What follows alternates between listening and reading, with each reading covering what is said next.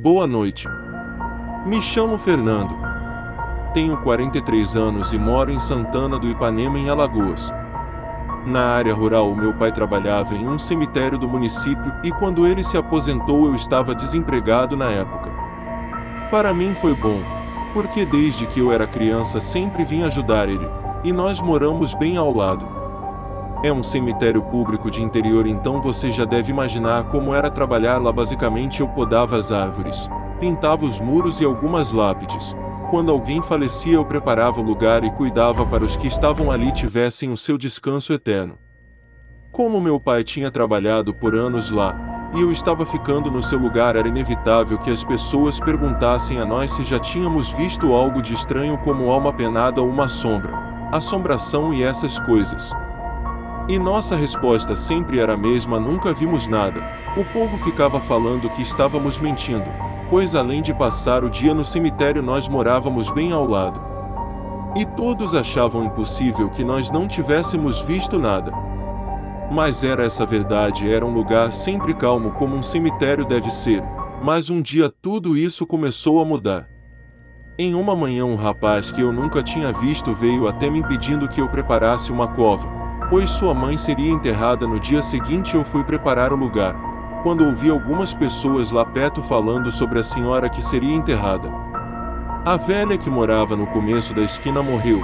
O povo falava que ela virava bicho, por isso morava sozinha e nem os filhos tinham coragem de morar com ela. Tinha gente que passava lá na frente e escutava gritos horríveis e uma sombra que parecia estar sempre por perto. O povo falava que ela se transformava em um bicho e assombrava quem passava nas estradas. Mas agora ela não vai mais assombrar ninguém, já que está morta.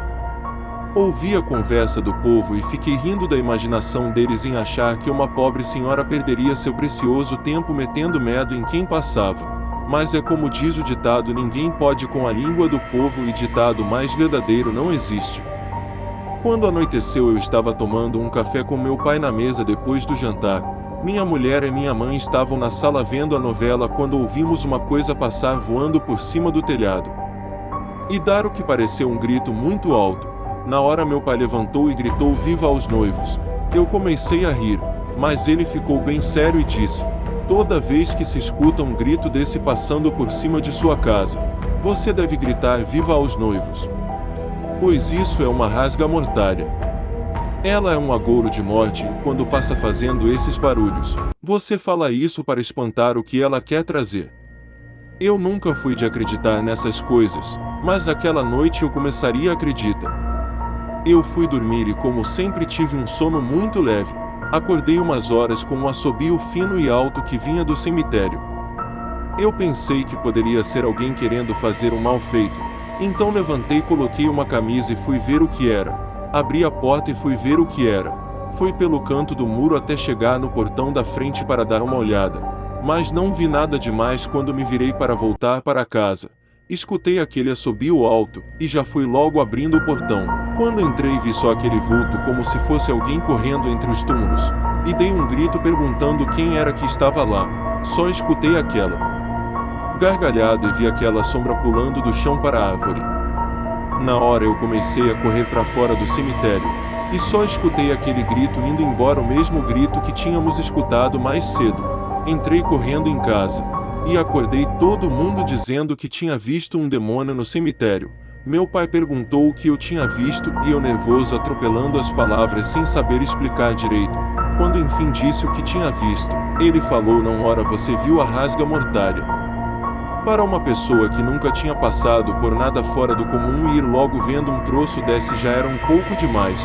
Pela manhã a senhora que tinha falecido foi enterrada e depois que os parentes se foram eu fui ajeitar lugar.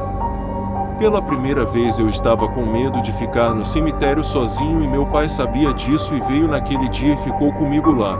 Mas naquela noite ele também ia ver o que eu tinha visto e ficaria com tanto medo como eu fiquei. Eu já dormia e acordei mais uma vez com um assobio fino que vinha do cemitério. Só que dessa vez meu pai acordou também e já calçava sua sandália para ir ver o que fazia o barulho. Como eu não poderia deixar que ele fosse sozinho, acabei indo mesmo contra minha vontade com ele. Fomos devagar pelo pé do muro e só a luz dos postes iluminava, mas bem pouco toda a frente.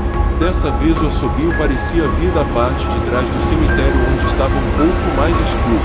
Meu pai pediu as chaves do portão e disse que iria até lá ver, e eu com o coração na mão fui com ele. Nós ouvimos um barulho muito alto de asas batendo e um grito tão alto que tivemos que pôr a mão nos ouvidos. Quando olhamos, estava lá em cima do túmulo da senhora que tinha sido enterrada pela manhã. Aquela coisa que parecia saída de um filme de terror. Era como uma grande ave com penas pretas se visto de longe, mas quando chegamos mais perto era uma velha com uma mortalha preta toda rasgada. Quando nós viu, pulou na árvore tentando se esconder. Meu pai gritou bem alto que o sangue de nosso Senhor Jesus te repreenda, espírito de morte. Quando ele falou isso, vimos como se fosse uma grande coruja de penas pretas sair voando e soltando gritos horríveis. Meu pai estava certo, era rasga-mortalha. Só não sabíamos o que ela queria na cova da senhora que tinha falecido. Nos dias seguintes ficamos atentos a qualquer barulho à noite, mas desde então nunca mais escutamos e nem vimos nada.